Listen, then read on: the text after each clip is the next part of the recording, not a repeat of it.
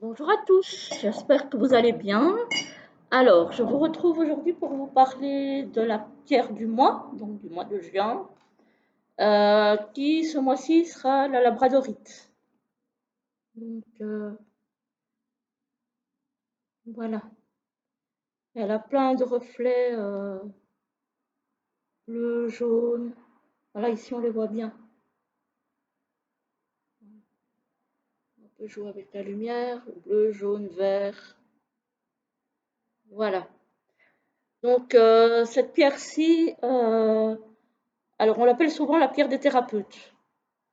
C'est-à-dire que les personnes qui, par exemple, les infirmiers, les infirmières, etc., les aides-soignants, ceux qui sont souvent en relation directe avec des malades, peuvent emmagasiner pas mal d'émotions négatives, hein, parce que bon, c'est pas évident.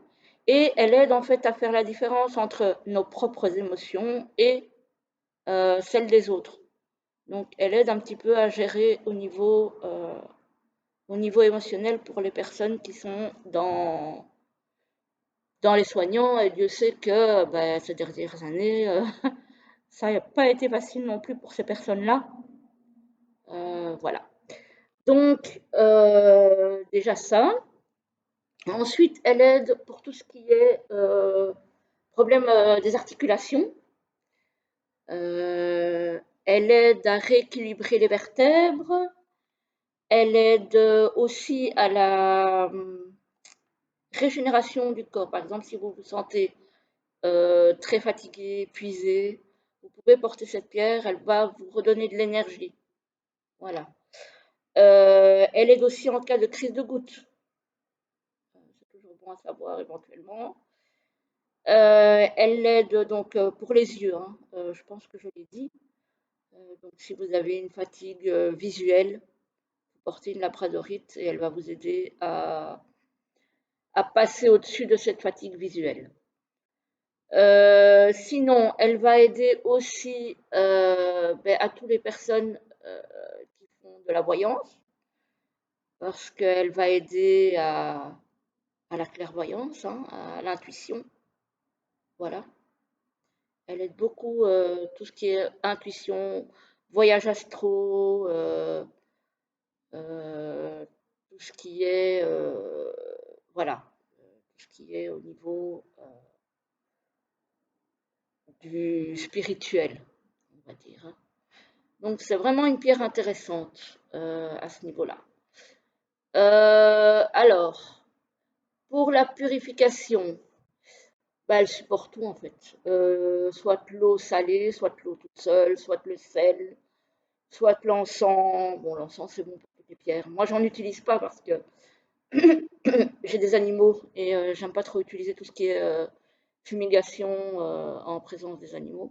Sinon il faut que je commence à les enfermer. Et bon, pas, c'est pas trop le but. Donc voilà, pour ma part, c'est plutôt le sel, comme je l'ai déjà dit dans une précédente vidéo, le sel, l'eau, plutôt l'eau de source que l'eau du robinet, ou l'eau déminéralisée, parce que tout ce qui est dans l'eau du robinet éventuellement peut abîmer à la longue les pierres.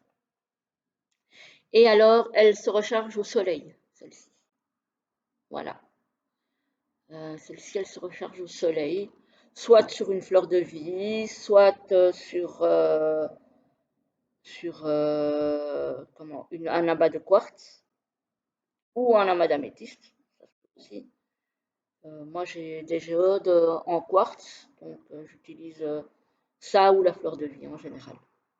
Ou alors, vraiment, quand il y a plein soleil, je la mets au soleil. Mais voilà, étant en Belgique, le soleil, il n'y en a pas tous les jours. Donc, euh, donc voilà. Je pense avoir tout dit. Je suis en train de réfléchir, mais je pense que j'ai dit. Alors oui, il faut faire attention avec cette pierre-ci quand même. Euh, Si vous avez des craintes à faire ressortir des émotions anciennes, parce qu'évidemment, elle va aider à apurer tout ce qui est émotionnel. Donc même les émotions anciennes risquent de remonter à la surface si vous portez cette pierre-là. Donc, mais après, si vous acceptez que ça remonte, ça va vous aider aussi à les libérer, à les évacuer. Donc voilà, mais faites attention parce que ça peut, comme ça vous vous y attendrez, ça peut faire remonter des émotions anciennes aussi. Voilà, que vous avez peut-être enfouies, qui ne sont pas encore digérées, dont vous n'avez peut-être pas conscience, mais voilà, ne soyez pas étonnés si en portant cette pierre, vous avez d'anciennes émotions qui remontent. Euh, c'est le risque avec cette pierre-là. Mais ça va aider après à les évacuer, à les libérer. Et maintenant, il faut accepter que ça remonte. Ça, il y a des personnes qui enfouissent les choses et qui n'acceptent pas de laisser remonter. Ça peut arriver. D'ailleurs, ça me fait penser aussi qu'elle aide à équilibrer l'ego aussi, cette pierre-là. Voilà, ça aide aussi à équilibrer l'ego. Ça aide à beaucoup de choses en fait, hein. Et ça peut aussi aider à tout ce qui est douleur, menstruation, etc., etc. Elle aide vraiment un peu pour tout en fait. Celle-ci n'est pas liée à un chakra bien précis. Elle est valable pour tous. Ça dépendra des reflets qu'elle peut avoir. Parce qu'il y en a qui sont vraiment avec des reflets bleus, puis il y en a qui auront des reflets plutôt violets, puis il y en a comme la mienne où on va retrouver, je crois que c'est surtout par ici qu'on les voit. Voilà, il y a des reflets jaunes, euh, vert, donc ça peut travailler sur le plexus solaire, sur le chakra du cœur éventuellement. Moi ici c'est plus le jaune. Mais voilà, c'est une pierre qui peut avoir beaucoup de reflets différents et qui donc peuvent s'adapter à tous les chakras. Euh, Ça dépendra comment on les utilise. Alors moi, je l'ai comme ça, comme ceci, donc en grosse pierre hein, déjà. Je l'ai en bracelet aussi, voilà. Je l'ai en bracelet et je l'ai encore en pendentif, mais là je ne le porte pas aujourd'hui. Je l'ai en pendentif et je l'ai en bague. Voilà. Je l'ai en bague aussi. Donc c'est vraiment une pierre que j'aime beaucoup, qui est un petit peu bonne pour tout.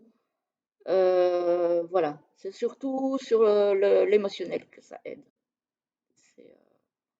Pour moi, c'est très très important à ce niveau-là. Elle protège vraiment des émotions négatives. Ça, c'est, je pense que c'est une des choses importantes à retenir, même s'il y en a plein d'autres. Voilà, voilà, j'espère que ce petit tour sur cette jolie pierre, moi je trouve personnellement, vous aura plu. Et je vous retrouve bientôt pour une autre vidéo. À très vite. Bonne journée.